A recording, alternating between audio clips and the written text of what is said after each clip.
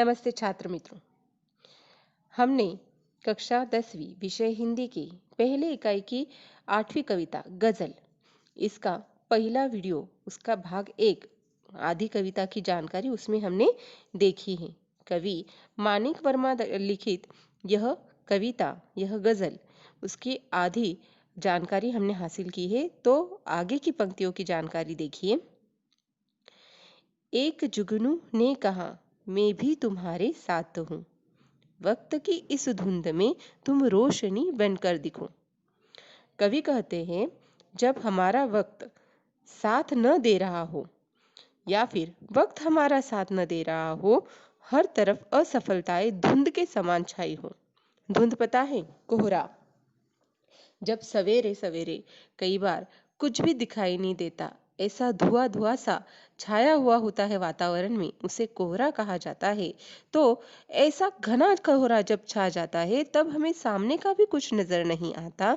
तो इसी तरह से हमारे जीवन में निराशा रूपी अंधकार का साम्राज्य हो, तो ऐसे समय में एक छोटी सी आशा की किरण भी बहुत बड़ा सहारा बन सकती है। ठीक उसी प्रकार जैसे घने अंधकार में एक चमकता हुआ छोटा सा जुगनू, तुम्हें भी निराश हताश लोगों के मन में आशा की किरण जगाना चाहिए। जिस तरह से घने अंधकार में एक छोटा सा चमकता जुगनू भी हमें दिलासा दे सकता है, हमारा डर कम कर सकता है, उसी तरह से जो लोग हताश हो चुके हैं, उनके जीवन में निराश हो चुके हैं, ऐसे लोगों के जीवन में, मन में हमें आशा की किरण उस जुगनू की तरह बनकर जाना है। आगे देखिए। एक मर्यादा बनी है हम सभी के वास्ते, गर तुम्हें बनना है मोती सीप के अंदर दिखो। सभी मनुष्यों के लिए समाज में रहने के लिए कुछ सीमाएं हैं जिनका हमें पालन करना होता है, तभी समाज हमें और हमारे व्यवहार को स्वीकार करता है। अगर तुम चाहते हो कि लोगों में तुम्हारी कोई पहचान बने, तो जिस प्रकार सीप के अंदर मूल्यवान मोती छिपा होता है, उसी प्रकार तुम्हें समाज के कल्याण के लिए श्रेष्ठ कर्म करने चाहिए। तुम्हारी यह कल्याण भावना तुम्हें एक पहचान देगी, सम्मान देगी। यानी कि जिस तरह से मोती सीप के अंदर होता है, उसी तरह से हमें भी कहाँ पर रहना है? समाज के अंदर, परंतु एक मोती के समान रहना है और समाज की मर्यादाओं का पालन करते हुए समाज को भी आगे बढ़ाना है और हमें भी आगे बढ़ना है। डर जाए फूल बनने से कोई नाजुक कली, तुम ना खिलते फूल पर तितली के टूटे पर दिखो। यदि कोई कोमल कली फूल बनने से डर रही हो, कली जानती है कि उसके खिलते ही तितली उसका रस चूसने के लिए आएगी और फूल बनी कली को परेशान करेगी। फूलों पर मंडराती हुई तितलियां आपने देखी होगी छात्र मित्रों। तो जैसे ही कोई कली से फूल बनता है, तो तितलियां उनका रस चूसने के लिए उस पर जाती हैं। तो जैसे कोई कली अगर डर रही है फूल बनने से, तो हमें उस फूल को तितली से बचाने का प्रयास करना है, अर्थात उसके डर को दूर करने में उनकी मदद करनी है। तो हम उसकी मदद करें, ऐसा कवि कहते हैं। यहाँ पर फूल और तितली का उदाहरण इस तरह से दिया गया है छात्र मित्रों कि अगर समाज में कोई ऐसा व्यक्ति आपको दिखे जो किसी से डर रहा है, किसी के कारण समाज में आगे नहीं बढ़ पा रहा है, अपनी जिंदगी में आगे नहीं बढ़ पा रहा है, तो उसको उस डर से दूर करने की कोशिश करो, उसकी मदद करो। आगे देखिए। कोई ऐसी शक्ल तो मुझको दिखे इस भीड़ में, मैं जिसे देखूं उसी में तुम मुझे अक्सर दिखो। कवि कहते हैं, यह संसार मनुष्यों का एक सागर है। भीड़ में जाने अनजाने अनगिनत चेहरे हर तरफ दिखाई देते हैं। तो कोई ऐसी शक्ल तो मुझको दिखे इस भीड़ में। तो कवि कहते हैं कि इस भीड़ में, इस संसार के सागर में मुझे ऐसी कोई शक्ल दिखे जिसे देखते ही, हे ईश्वर, मैं चाहता हूँ कि जिसे भी देखूं मुझे उसी में तुम नजर आओ। तुम तो सर्वव्यापक हो। सर्वव्यापक यानी कि जो हर जगह पर व्याप्त है, हर जगह पर फैला हुआ है, जिसका हर जगह पे अस्तित्व है, ऐसा ईश्वर तो मनुष्य के अंदर हो, प्राणी के अंदर हो या फिर पेड़ फूल पौधों के अंदर हो, तो कहीं पर भी देखो मुझे तुम दिखो, यानी कि अच्छाई मुझे दिखे, ऐसा कवि यहाँ पर कहना चाहते हैं। और खुद अच्छा बनोगे तभी आपको सभी में ईश्वर भगवान की प्राप्ति होगी। छात्र मित्रों, यहीं पर हमारी गजल यह कविता समाप्त होती है। आपको इस पर किस तरह से प्रश्न पूछे जा सकते हैं, इसकी जानकारी लीजिए।